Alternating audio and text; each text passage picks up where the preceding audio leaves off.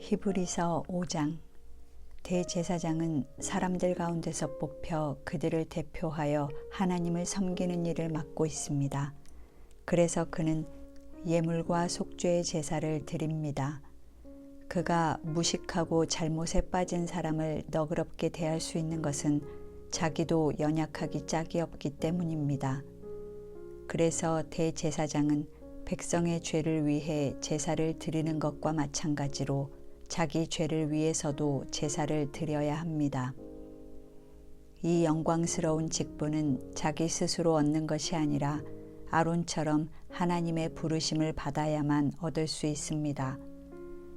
이와 같이 그리스도께서도 대제사장의 영광스러운 직분을 스스로 얻으신 것이 아닙니다. 하나님은 그에게 너는 내 아들이다. 오늘 내가 너를 낳았다 하셨고, 또 다른 곳에서 너는 멜기세덱의 계열에 속한 영원한 대제사장이다라고 말씀하셨습니다. 예수님은 세상에 계실 때 자기를 죽음에서 구원해 주실 분에게 크게 부르짖으며 눈물로 기도와 소원을 올렸고 경건한 복종으로 하나님의 응답을 받으셨습니다. 예수님은 하나님의 아들이셨으나 몸소 여러 가지 고난을 통해 순종을 배워서 완전하게 되셨고, 자기에게 순종하는 모든 사람들에게 영원한 구원의 근원이 되셨으며, 하나님에게서 멜기세덱의 계열에 속한 대제사장이란 말을 들었습니다. 멜기세덱에 대해서는 할 말이 많으나 여러분이 깨닫는 것이 둔하기 때문에 설명하기 어렵습니다. 사실 여러분은 지금쯤 선생이 되었어야 할 터인데도 오히려 하나님의 말씀에 대한 기초적인 원리를 다시 배워야 할 형편에 있습니다. 그래서 여러분은 단단한 음식을 먹지 못하고 젖을 먹어야 할 사람이 되었습니다. 젖을 먹는 사람은 아직도 어린아이라서 의의 말씀에 익숙지 못합니다. 그러나 어른이 되면 단단한 음식도 먹게 됩니다. 성인은 지각을 사용하여 계속 훈련함으로써 선과 악을 분별합니다. 6장. 그러므로 그리스도에 대한 초보적인 교훈에서 떠납시다. 죽음에 이르게 하는 행위를 회개하는 일과 하나님을 믿는 신앙과 세례와 안수와 죽은 자의 부활과 영원한 심판에 관한 교훈의 기초를 다시 닦지 말고 성숙한 대로 나아갑시다. 하나님께서 허락하시면 우리는 계속 성장할 수 있습니다. 일단 하나님의 계시의 빛을 받고 하늘의 선물을 맛보고 성령을 체험하며 하나님의 좋은 말씀과 내세의 능력을 맛본 사람이 타락하게 되면 두 번 다시 회개할 길이 없습니다. 이것은 하나님의 아들을 다시 십자가에 못 박아 공공연하게 수치를 당하게 하는 행위가 되기 때문입니다. 땅이 자주 내리는 비를 흡수하여 농부들에게 유익한 채소를 내면 하나님의 복을 받습니다. 그러나 땅이 가시와 엉겅퀴를 내면 아무 쓸모가 없어 곧 저주를 받고 마침내 불에 타게 될 것입니다. 사랑하는 여러분, 우리가 말은 이렇게 하지만 여러분에게는 구원과 관련된 보다 나은 축복이 있음을 우리는 확신합니다. 하나님은 공정하셔서 여러분이 이미 성도를 도왔고 지금도 계속 도우면서 보여주는 여러분의 행위와 사랑을 결코 잊지 않으십니다. 우리는 여러분이 이와 같은 열심으로 희망에 대한 확신을 끝까지 간직하기를 바랍니다. 그러므로 게으르지 말고 믿음과 인내로 약속된 것을 받는 사람들을 본받으십시오. 하나님은 아브라함에게 약속하실 때 자기보다 더 큰 분이 없어서 자기 이름으로 맹세하며 내가 너에게 한없는 복을 주어 내 후손이 크게 번성하게 하겠다라고 말씀하셨습니다. 그래서 아브라함은 끈기 있게 참아 하나님이 약속하신 것을 받았습니다.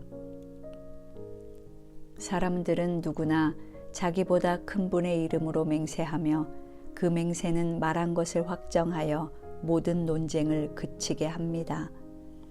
이와 같이 하나님은 약속된 것을 받을 사람들에게 자신의 계획이 변경되지 않는다는 것을 확실히 보여주시려고 맹세로 그것을 보증해 주셨습니다. 하나님은 거짓말을 하실 수 없기 때문에 그분이 하신 약속과 맹세는 절대로 변할 수 없습니다. 그러므로 우리 앞에 있는 희망을 붙들려고 피난처를 향해 가는 우리는 큰 용기를 얻습니다. 우리가 가진 이 희망은 영혼의 닷과 같아서 튼튼하고 안전하여 휘장 안에 있는 지성소에 들어갑니다. 우리보다 앞서가신 예수님은 우리를 위해 먼저 그 휘장 안에 들어가셔서 멜기세덱의 계열에 속한 영원한 대제사장이 되셨습니다. 7장. 이 멜기세덱은 살렘 왕이며 가장 높으신 하나님의 제사장이었습니다. 그는 여러 왕들을 무찌르고 돌아오는 아브라함을 맞아 축복해 주었습니다. 아브라함도 모든 전리품의 10분의 1을 그에게 주었습니다. 멜기세덱의 이름을 번역하면 의의 왕이라는 뜻이고 살렘 왕은 평화의 왕이라는 뜻입니다. 그는 부모도 족보도 없고 태어난 날과 죽은 날도 없으며 하나님의 아들과 같이 언제나 제사장으로 있는 자입니다. 여러분은 그가 얼마나 훌륭한 자인가를 생각해 보십시오. 우리 조상 아브라함까지도 모든 전리품 가운데 가장 좋은 것의 10분의 1을 그에게 바쳤습니다. 제사장 직분을 받은 레위 사람들은 같은 동족인 아브라함의 후손에게서 10분의 1을 받도록 율법에 규정하고 있습니다. 그러나 멜기세덱은 레위 사람의 족보에 들지 않았는데도 아브라함에게서 10분의 1을 받았고 하나님의 약속을 받은 아브라함을 축복해 주었습니다. 일반적으로 축복은 윗사람이 아랫사람에게 하는 것입니다.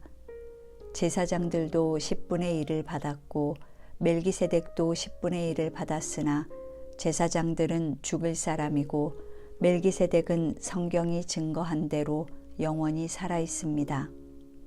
그리고 11조를 받았던 레위도 아브라함을 통해 10분의 1을 멜기세덱에게 바쳤다고 할 수 있습니다. 이것은 멜기세덱이 아브라함을 만났을 때 레위는 아직 태어나지 않고 자기 조상의 몸속에 있었기 때문입니다. 하나님은 레위 계통의 제사장 직분에 근거하여 율법을 주셨습니다. 그런데 그 제사장 직무가 완전해질 수 있었다면 어째서 아론의 계통이 아닌 멜기세덱의 계통에서 다른 제사장을 세울 필요가 있었겠습니까? 제사장 직분이 변하면 율법도 반드시 변경되어야 합니다. 우리가 지금까지 말한 분은 레위 지파가 아닌 다른 지파에 속해 있는데 그 지파에서는 하나도 제사장 일을 한 사람이 없습니다. 우리 주님은 분명히 유다 지파의 후손입니다. 모세는 이 지파에서 제사장이 나올 것이라고 말한 적이 한 번도 없습니다. 멜기세덱과 같은 다른 제사장이 나타난 것을 보니 우리가 말한 것은 더욱 분명합니다. 그분은 인간의 법이나 규정에 따라 제사장이 되신 것이 아니라 영원한 생명의 능력으로 되신 것입니다. 성경은 그분에 대하여 너는 멜기세덱의 계열에 속한 영원한 제사장이다라고 하였습니다. 옛 계명은 약하고 쓸모가 없어서 폐지되었습니다. 율법은 아무것도 완전케 하지 못했기 때문입니다. 그래서 우리는 더 좋은 희망을 갖게 되었고 이것으로 우리가 하나님께 가까이 나아갑니다. 예수님께서 제사장이 되신 것은 약속 없이 된 것이 아닙니다.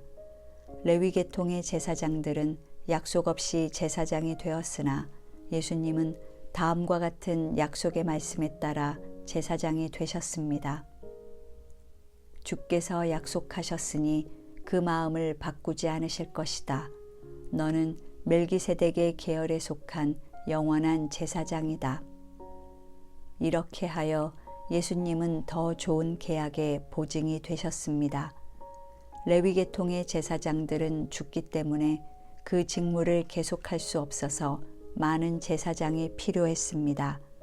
그러나 예수님은 영원히 살아계심으로 그분의 제사장직도 영원합니다. 그러므로 예수님은 자기를 통해 하나님께 나아가는 사람들을 온전히 구원하실 수 있습니다. 그것은 그분이 언제나 살아계셔서 그들을 위해 중재의 기도를 하고 계시기 때문입니다. 이런 대제사장은 거룩하고 흠이 없고 더럽혀지지 않았으며 죄인들이 미치지 못하는 하늘에 계심으로 우리에게 없어서는 안 될 분이십니다. 예수님은 다른 제사장들처럼 먼저 자기 죄를 위해 제사를 드리고 나서 백성의 죄를 위해 제사 드리는 일을 날마다 할 필요가 없습니다. 그것은 예수님이 자신을 바쳐서 단번에 그 일을 행하셨기 때문입니다.